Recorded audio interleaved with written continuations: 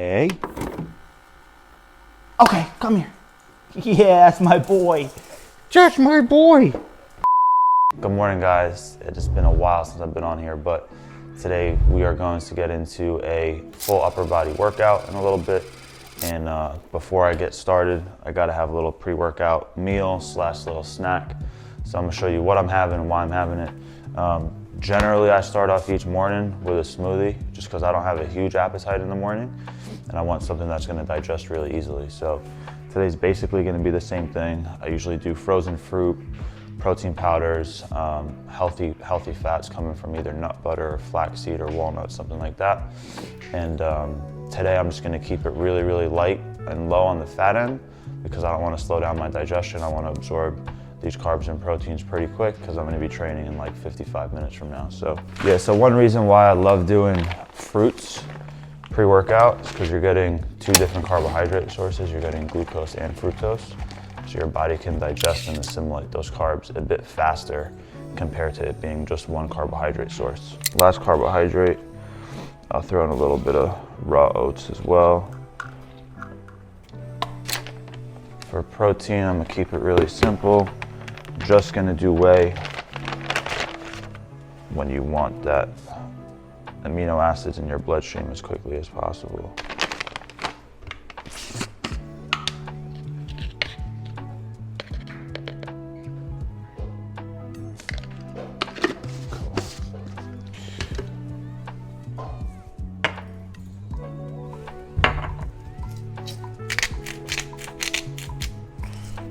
Last but not least, salt and cinnamon. Salt is super important. It's an essential mineral and it is vital for carbohydrate transport, so you absolutely need that, especially for glucose, right? So again, complicated stuff. You have this transport protein called SGTL1 that helps shuttle carbohydrates into your muscle cell, and that's clearly what we need while we're training. So that's gonna be it. Like I said, usually I do some sort of fats as well. I might put in like 5 grams of fat right now, but nothing on the heavy end. So for that, I will use flaxseed. But yeah, usually if it's a meal replacement, I'll have like 20 grams of fat in this smoothie, but not doing that today. I keep adding more and more shit. I love chocolate, so I'm gonna add some raw cacao powder too.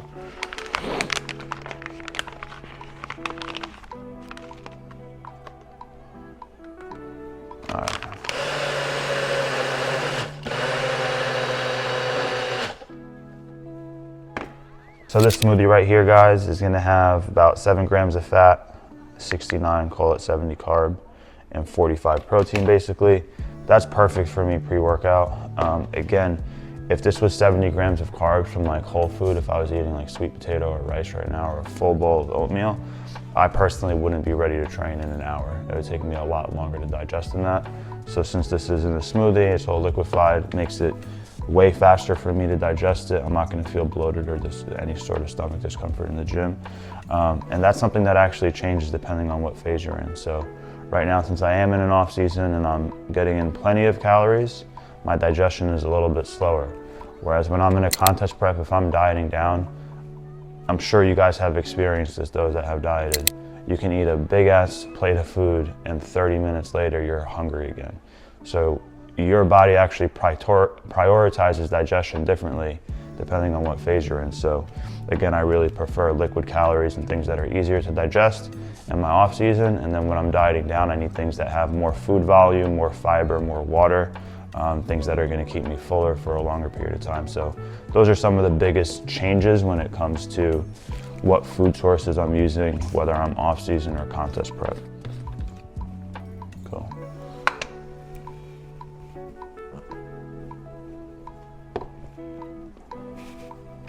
Wife begged me for like 8 years, and it took me forever to say yes. And now I spend a lot more time with River than her because she works, you know, Tuesday through Friday at the hospital. So he's with me all the time.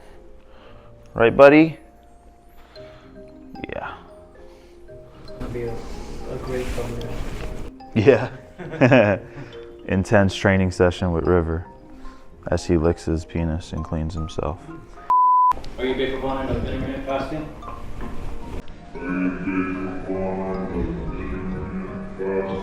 No? Damn.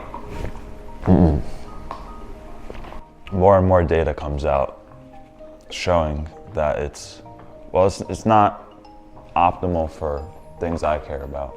Intermittent fasting is not magic by any means. It's not a cheat code to break, again, the laws of thermodynamics, and you still need to prioritize your protein, fiber, micronutrients, everything like that. So it's super overhyped, super overhyped. Again, I think it's beneficial for people that have a hard time sustaining their calorie deficit if they eat 3 or 4 times per day. And by eating once or twice a day, it allows them to consume fewer calories total for that entire day.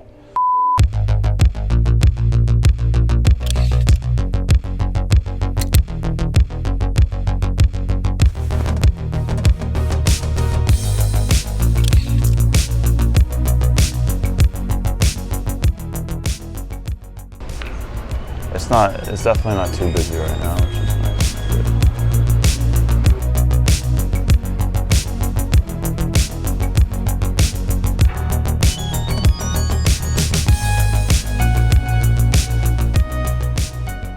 How's it feel to be back in the gym? Feels good, man. Well, I've been here 3 to 4 days a week, no matter what. But how does it move back in the gym for YouTube? For content, it's nice, man. It's been too long. And I'm excited about this next chapter. So at the end of my contest prep, I had a bunch of footage that was recorded and it didn't turn into material that we put out. And then I was just like bummed about it. I was deflated. My off-season improvement season, I was super focused on my clients. So I was still in the gym 3 to 4 days a week, but I was just maintaining. So it wasn't like, I wasn't excited about sharing my training footage because I didn't feel like I was progressing. I was just kind of going through the motions and holding on to everything that I could hold on to. So now I'm in a mental state where I'm ready to push it, make a lot of progress, and I'm excited about what's to come. So yeah, there's a lot of reasons, but we'll dive into that more probably some other time. What's up, bro? Oh, it's good to see you, man. How you doing? Bro, I'm sorry I'm late. No, you're good. I got an Uber here and I left my Did you phone really? in the Uber, bro. So what happened? I just ran her down. Oh, I had shit. to get it. It's my man, Will Grazione here. Yep. When did we meet in person? 2016? 16, it's been 6 years. Yeah, so I met him at Powerhouse North, and I've known him through social media since probably like 2012. Like I said, today we got full upper. It was Will's idea to start off with laterals to get started, so that's gonna be the first movement of the day. Trying to add some nice cap delts. We've been really good friends for the last 6 years, and I look up to Will as a father, as a mentor, as a coach, as a bodybuilder, so I'm really grateful. We've been training every Tuesday for the last 12-ish weeks, so it's been dope. He lives down the street, I live down the street, so this has been working out. I love having a training partner once in a while, but I also love training alone because I think for a lot of us, this is like 60 minutes to 2 hours where we don't have to talk to somebody, we're not talking to a client, we're not talking to a family member, whatever it may be, so it's like peace and quiet to ourselves. So you just go like this, you don't talk to anybody for 2 hours and it feels really good. But this has been keeping both of us accountable.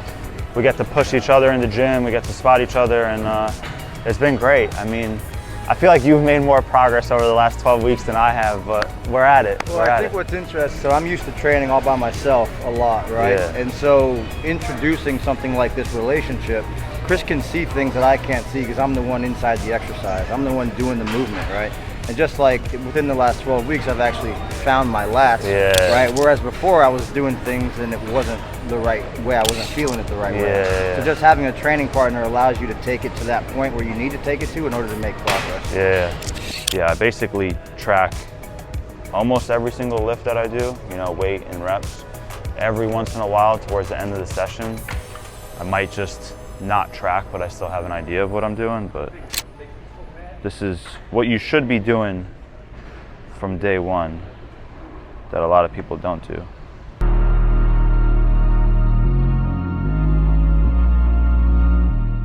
So now we're getting into our first compound movements of the day. We're gonna pair a back movement with a chest movement, and we're gonna perform this single arm row that's gonna be very focused on your lat. So the way we perform it, very, very specific.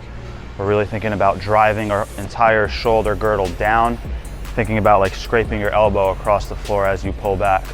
So we're gonna hit that, and then we're gonna pair it with that chest press. It's a really efficient way to train an agonist and antagonist muscle group. So that way we don't have to rest as long in between movements. But we're gonna do multiple acclimation sets that do not fatigue us whatsoever. They just kind of prep our nervous system, they prep our musculature, so we are well prepared for our working sets without being fatigued. So I just did a super easy set of 10. I'll then do a set of 6. I'll then do a set of 3. Increasing load, getting closer and closer to my working weight. And then boom, I'll hit my top set at a heavy, hard load, you know, challenging load for me. And we'll do 2 hard sets. But everything else before that is just acclimating again to prep your nervous system, your mind, your muscle, and ensure that you're ready to actually do the work that's coming forward. Why do machines get a bad rep? No pun intended. Why do machines get a bad rep? No pun intended, I like that. I mean, it's multifaceted. A lot of people think if you're doing free weights and you're doing more compound exercises, you're gonna be training more muscle groups at once. But with that, you're also creating more systemic fatigue. Don't sleep on machines. If you're a bodybuilder and you're trying to maximize tension on a target muscle, some machines can really give you a great bang for your buck.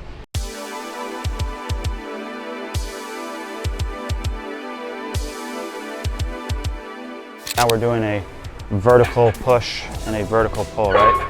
So this lat pull down that Will's on right now is gonna smash our lats. It is a very lat dominant pull. The way that we're executing it is very intentional. The shoulder press is going to be very upper chest and front delt focused. So yeah, we're pairing the same kind of things, an antagonist and agonist movement. 200.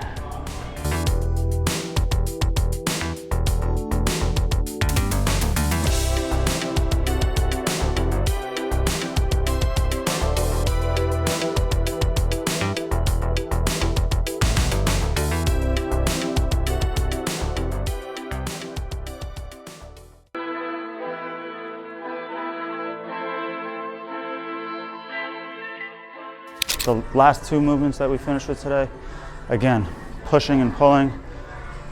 So the push that we did was a decline press, obviously hitting the lower fibers of the pec, the sternocostal fibers.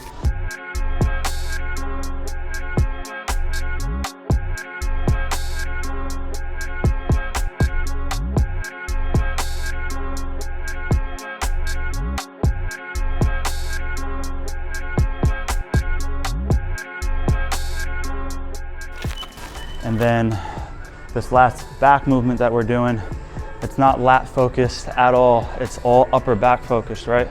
So our elbows are not close to our rib cage like they were with the first row that we did and the second pull down that we did. Our elbows are kind of flaring out relatively wide. We're really hitting our rear delts, mid traps, rhomboids. So this is an upper back finisher. All right, guys, thank you for tuning in to this first workout vlog.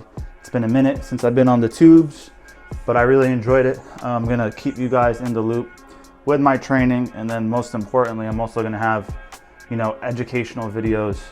I'm hoping at least once a week for you guys. So definitely stay tuned. We're gonna go over things related to the research world, as well as just everything that's gonna benefit you. I want you guys to have practical information that you can take and run and utilize right away to actually better your training and nutrition progress right off the get, right? So yeah, I appreciate you guys tuning in today. Hope you enjoyed the upper body workout, and I'll keep you kind of involved with what the rest of my split and the rest of my training looks like. River appreciates you tuning in. So if you like the video, please like it. If you have any questions or comments, drop them below. And if you want to see more, please subscribe so you'll be notified on the next drops. I appreciate you guys. Hope you have a good one. Peace.